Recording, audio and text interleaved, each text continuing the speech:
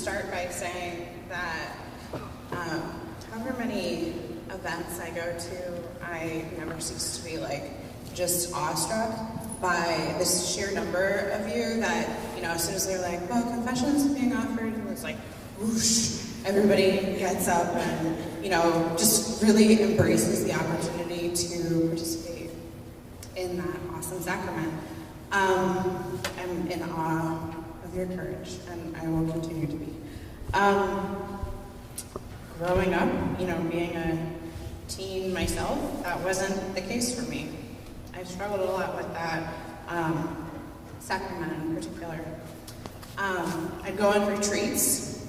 I was well catechized. I knew all of the graces to be had from that sacrament. I knew everything intellectually that was involved. And when they said, you have the opportunity to go to confession, I would put it off. I'd be like, no, I'm not ready yet. Maybe later. And many times, I ended up missing the opportunity to go altogether because I would procrastinate about it, and I was stalled.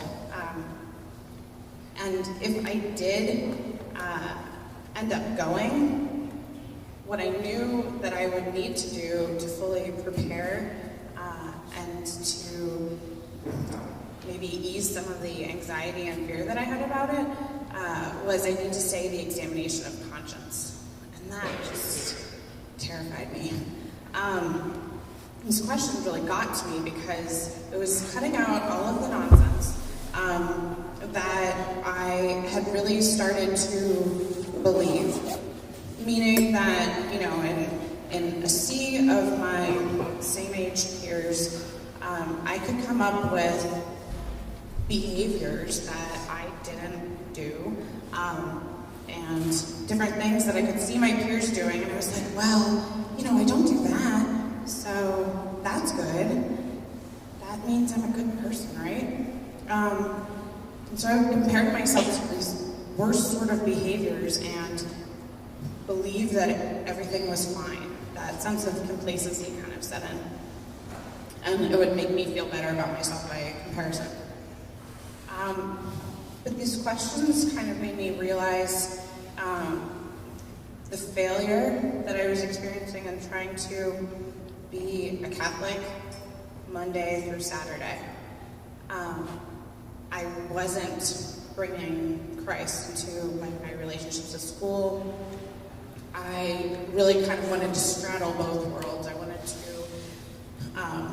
have a great time with my friends in youth group, but I also didn't want to stick out for any potentially negative reasons with my other friends.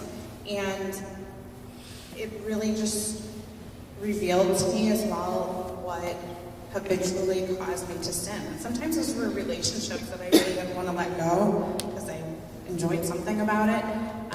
But the more I did the examination of conscience, the more, you don't have to be Sherlock Holmes to kind of deduce which friendships are, not bearing any good fruit.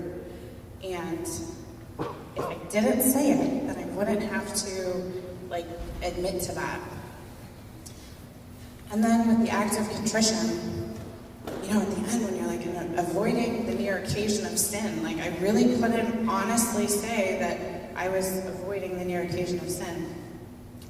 But if I didn't go to confession, I wouldn't have to do the examination of conscience. So I could just kind of believe this lie. And I had these perceptions about confession that just weren't true.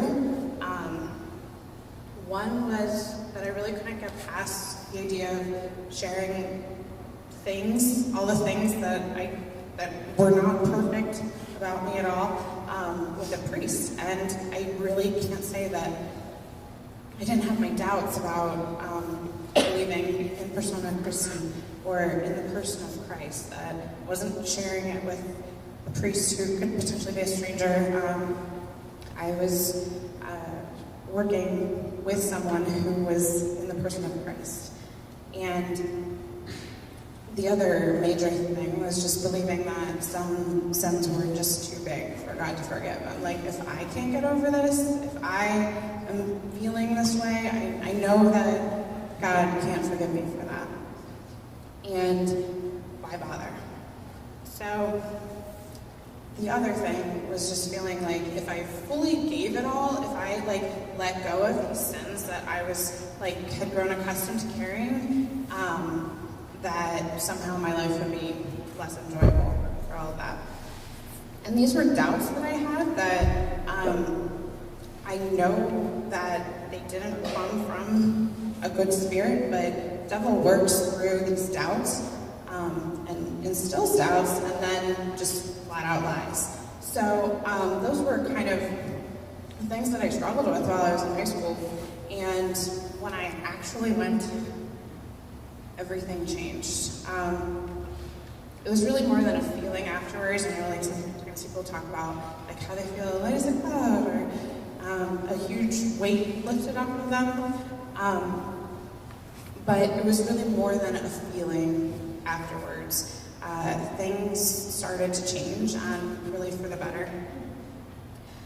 Christ spoke to me through the priest, and I can really only describe it as something like a tsunami of grace and mercy. These were things that, as a stubborn person by nature, I sort of felt like it was showing a sign of weakness, that I couldn't do it of my own will. I couldn't just be a good person on my own. And that kind of leads to self-loathing, well, why just can't you do it? That came from this personal failure that I was feeling about, to be a better person, whatever that is. And part of that stemmed from just praying more. I had been building up this enormous wall where I would go on retreats and feel open, I wanted to get a lot out of it, but at the same time, not that much, so I would enjoy the time with friends, I would enjoy the praise and worship, I would enjoy all the other sacraments, but without that healing, without God's grace, I would get less out of retreats as a result. And that was the way that Satan started, to work through doubts and fears about confession. And I did talk about this last year, but for those of you who didn't hear it, really helped me to heal a broken relationship with my mom. And my penance one time was to say a prayer of forgiveness every day, and I prayed it for about 4 months before I actually meant the words that I was saying. And I wasn't an angry or unforgiving person, but that time away from the sacrament of confession just really led to this kind of hardness of heart and building up resentments and whatnot that only grace can heal. And the confession made it more of a fruitful retreat for me. So, and I think it's kind of funny that the last 3 talks that I've given have all been on this topic. So, the idea that God works through the least likely of sources. I am a work in progress. It's not a magic pill that confession provides. But the role of confession and kind of taking it to the next level, because I hear a lot of you saying well, I just need to do better at this, I need to be more like this and all of that. And if we think, we can do it from our own free will or our own efforts, then sorry, that doesn't work. And so confession has been huge in my faith life, and I would just encourage you to be open if you feel, just positive kind of peer pressure to go, but need to pray about it and do an examination of conscience, then just be open to that and to the Holy Spirit and really take advantage of the sacrament. And then there are some other things that can be helpful too, like the Ignatian examen. You can get that on an audio file on your phone. And the Laudate app has like the examination of conscience for you. And just being an active participant in the Mass, like those of us that are altar servers, Eucharistic ministers, like that's an opportunity to avoid being in a state of mortal sin. So just encourage you to take advantage of the sacrament.